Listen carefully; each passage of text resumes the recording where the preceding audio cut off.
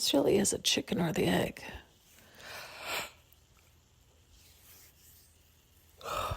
It's like they keep showing people getting frustrated and giving up. And they're showing it to me in a way that the reason they're getting frustrated is that they have a tremendous amount of karma to eat through.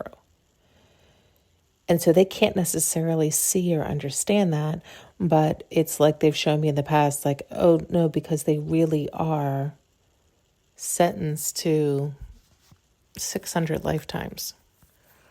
So they don't know that. They don't understand that. They don't understand why it's not working out for them lifetime after lifetime.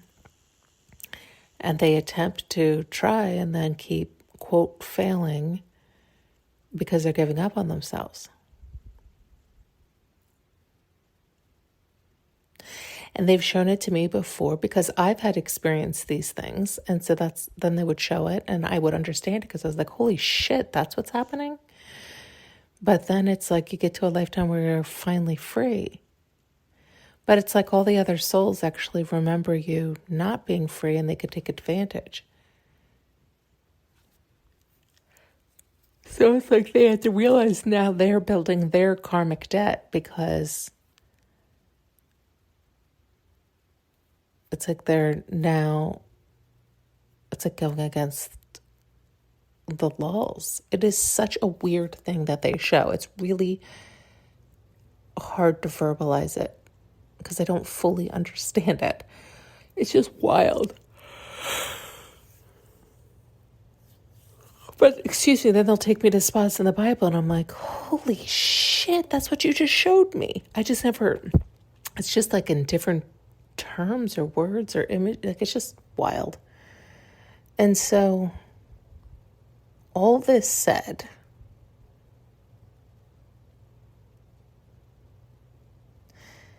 oh God, I don't even know how to say, it's like, but did that all occur because you believed that would occur?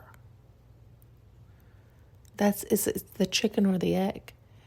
Because like it's, oh, well, but it's true. Well, yeah, because you believed it and you called it in and made it true.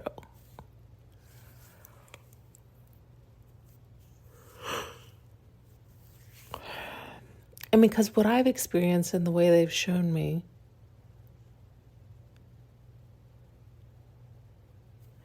it is like you butt up against different gods, lesser gods, until you can break through from them, free yourself from them. You are fighting that god or demon. But the same thing can be said as a belief, a theory, an idea. Because it's invisible to you.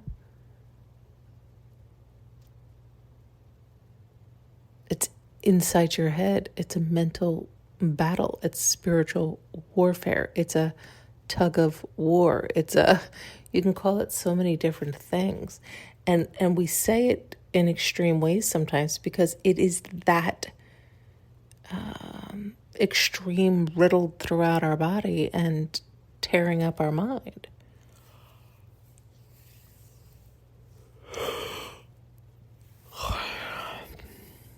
But again, have I found all this stuff to be true?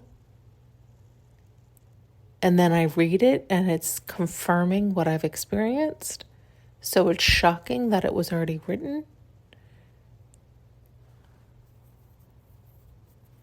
We could go around and around and around. And I guess what I'm trying to get at is I'd like to say, you can just drop all that bullshit and float up because I have experienced that and you can. And it's like, well, some can, some can't. Why can't they? Well, they can't bust through those beliefs. Why not? Well, they're locked into that and unconditional love wants them to learn certain lessons. So they're locking them down until a certain time frame that we don't get to know about. It's none of our business. But even hearing that and knowing that, even if that were true, people could utilize that to lie to others, to tie other people up, to convince them it's true. And sadly, honestly, I think that's more of what happens. Where people are free, but they have enough people around them that are convincing them that they're not. They have to follow this rule and that rule. And they believe it. I don't know why. We do. We tend to, because it's usually the people around you that you trust and love.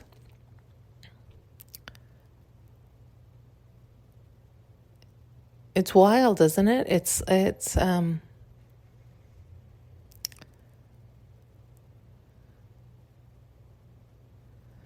like, I don't know if any of it matters. It definitely does not. If you were really able to drop all those ties and lies, all those ropes, all those strings, all those knots, and just float right up, which you are able. It's just, do you believe you're able, and have you experienced that? Even if you get a taste of it, I feel like you get enticed and encouraged to understand where you're tying yourself down to set yourself free.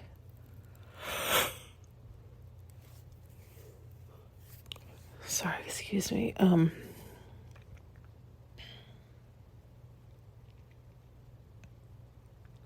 It's like everybody can do it. Oh, that's interesting. Okay, so it's like everybody can do it. It's, do they choose to? So, you know how I've shared with you, it's like I'll feel like I have, quote, gotten it, right? Like, oh, God, thank God. And you go with the flow and it feels so fucking blissful. But then something rips you out of that sky, right out of that bliss, right out of that flying, and ties you right down, and you're like, motherfucker. And it's the ego. It's like, wait a minute. What about this belief? What about this experience? What about this proof in the pudding? What about this? And you're like, oh no, I'm good, thanks. And you slip right out and go back up. But then they're like, wait a minute. And your ego will give you something else. It'll toss something else up. And it'll do it enough times that you'll start to get into a battle with your ego, stopping you from flying. And so it's like, how was I flying so well? And now I'm tormenting myself. And it's because you started to engage with the ego, and you started to combat it and fight it and all types of things. So you have to figure out what works for you. Sometimes I've just had to teach my ego by showing it new experiences, proving that the old belief no longer exists. Or, there's different ways to do it depending on what your ego is trying to wrangle you down with. But once you can soothe your ego, allow the swelling to go down, to encourage it to float with you, or, whatever, however works for you, then you can fly again. But I think that's what happens to a lot of us, where, people will be flying high and then they're like, what happened? Why? And it's like, well, some old belief came up and snatched you out of the sky and was like, oh, no, you don't. No, you don't. And it's just you fighting with you, telling you you're not worthy just yet, or you're having too much fun, or some bullshit, just some lie that's lingering around that you need to take a look at to love, accept, swallow, integrate, release, whatever you need to do to get back to you, to flying and relaxing and having fun and enjoying this life and dreaming of the life you really want to experience here. Thanks so much for tuning in and listening. You can now purchase an audio journey with me using the link below.